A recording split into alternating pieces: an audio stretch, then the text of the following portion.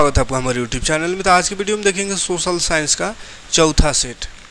3 set करा दिए हैं और चैप्टर वाइज MCQ जितना बन सकता है सारा करा दिए हैं। प्ले लिस्ट में जाइएगा, डिस्क्रिप्शन में लिंक दे देंगे, सारा वीडियो मिल जाएगा और बाकी सब्जेक्ट का भी मिल जाएगा। ठीक है, तो चलिए क्वेश्चन में आते हैं। लिब्रे क्या है? तो लिब्रे फ्रांस का मुद्रा है ना, जैसे भारत का मुद्रा रुपया है वैसे लिब्रे है फ्रांस का मुद्रा। आतंक का राज किसने स्थापित किया? तो रोबेस्पियर ने आतंक का राज स्थापित किया। मेनर क्या था? तो मेनर था एस्टेट।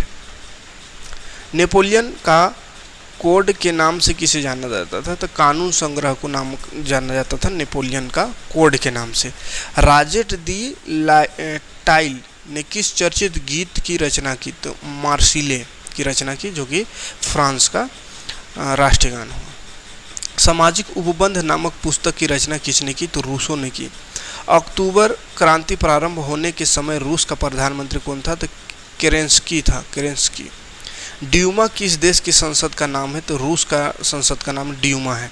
द कैपिटल नामक पुस्तक के लेखक कौन थे? तो द कैपिटल नामक पुस्तक का लेखक कार्ल मार्क्स थे। पेत्रोगत क्रांति को किस नाम से जाना जाता था? तो उसको फरवरी क्रांति के नाम से जाना जाता था है।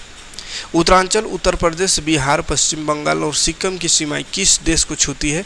तो उत्तरांचल उत्तर प्रदेश, बिहार, बंगाल, सिक्किम, ये सब का जो सीमा है वो नेपाल को छूती है।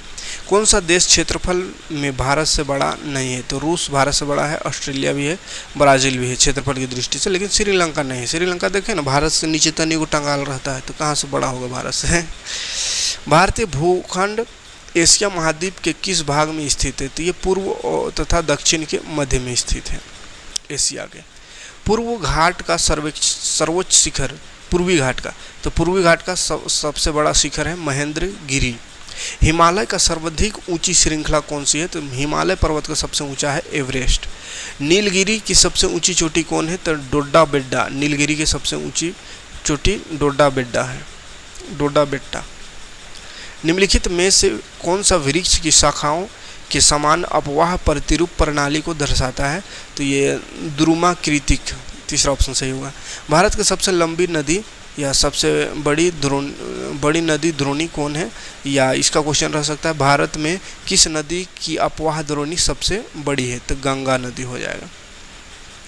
नागार्जुन सागर की नदी परियोजना किस नदी पर है? तो कृष्णा नदी पर नागार्जुन नदी परियोजना है। लूनी किस क्षेत्र की सबसे बड़ी नदी है? तो पश्चिमी राजस्थान की सबसे बड़ी नदी है लूनी। निम्नलिखित में कौन सा राज्य है जहां आधुनिक कृषि विधि अपनाई गई? तो पंजाब में आधुनिक कृषि अपनाई गई। रबी फसल की अवधि है, तो रबी फसल की अवधि है नवंबर से अप्रैल। पालमपुर में कितने परिवार रहते हैं? तो पालमपुर में विभिन्न जातियों के कितने परिवार रहते हैं या कितने परिवार? तो 450 परिवार रहते हैं। किस खाद्य फसल का उत्पादन हरित क्रांति के कारण बढ़ा? तो चावल और गेहूं का उत्पादन हरित क्रांति के कारण बढ़ा। आर्थिक क्रियाएं कितने प्रकार की होती हैं? तो 2 प्रकार की होती है। पालमपुर के लोग किस निकटवर्ती बड़े गाँव को दूध बेचते हैं? तो रायगंज को दूध बेचते हैं। शहरी क्षेत्रों में कितनी प्रकार की बेरोजगारी पाई जाती है? 2 प्रकार की बेरोजगारी पाई जाती है, प्रच्छन्न बेरोजगारी और एक 2000 में जीवन प्रत्याशा क्या थी? 64 वर्ष से ऊपर। एक देश की श्रम शक्ति क्या है? तो एक देश की श्रम शक्ति है 15 से 59 वर्ष तक, यानी काम करने वाला शक्ति 15 से 29 इतने वर्ष तक के लोग काम कर सकते हैं। 59 के बाद 60 पहुँचने के बाद क्या काम करेगा, है ना? मानव संसाधन किसे कहते हैं? तो जनसंख्या को ही मानव संसाधन कहते हैं, पहला ऑप्शन होगा इसका। इनमें से कौन सा तर्क लोकतंत्र के पक्ष में अच्छा नहीं है? तो लोकतंत्र में लोग खुद को स्वतंत्र और समान मानते हैं, ये तो अच्छा है, सही है। लोकतांत्रिक सरकारें लोगों के प्रति ज़्यादा उत्तरदायी होती है, सही है। लोकतांत्रिक व्यवस्था दूसरों की तुलना में टकरावों को ज़्यादा अच्छी तरह सुलझाती है, ये भी सही है।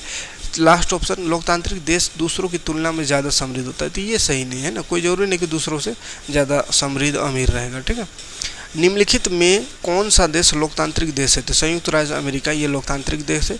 जिम्बाब्वे नहीं है, पाकिस्तान भी नहीं है और ये तो है ही नहीं, पहला ऑप्शन होगा। किस देश के से आंग सांग सूकी का संबंध है? तो म्यांमार से है ना, जहाँ तख्ता फ्लट अभी हो गया। सैनिक शासन अथवा राजतंत्र किस प्रकार का शासन है? तो अलोकतांत्रिक शासन है। संयुक्त राष्ट्र के सदस्य देशों की संख्या कितनी है? तो 192 सदस्य देश है संयुक्त राष्ट्र के। धर्म या पंथ निरपेक्ष का सही अर्थ निम्न में कौन सा है? तो किसी भी धर्म को अपनाने की सुविधा, पहला ऑप्शन सही होगा। प्रारूप कमेटी का अध्यक्ष कौन था? तो डॉक्टर बी.आर. अम्बेडकर प्रारूप कमेटी के अध्यक्ष थे। नेल्सन मंडेला को कब जेल से छोड़ा गया? तो 1994 में जेल से छोड़ा गया उनको। उद्देश्य प्रस्ताव किसके द्वारा दिया गया था? तो जवाहरलाल नेहरू के द्वारा। किस वर्ष भारतीय संविधान की प्रस्तावना में धर्मनिरपेक्ष शब्द जोड़ा गया? धर्मनिरपेक्ष 1976 में जोड़ा गया। ठीक है, तो ये रहा 40 क्वेश्चन का सेट। इसी तरह का क्वेश्चन एग्जाम में पूछेगा, तो सारा सेट देख लीजिएगा और चैप्टर वाइज जो बताएं सबको देख लीजिएगा। उम्मीद है आपका एग्जाम अच्छा जाएगा। ठीक है, तो वीडियो समझ में आएगा तो लाइक और कमेंट करिएगा। काम का होगा तो वीडियो को शेयर कीजिएगा और लोगों तक पहुंचाने का प्रयास करिएगा। मिलते हैं नेक्स्ट वीडियो में।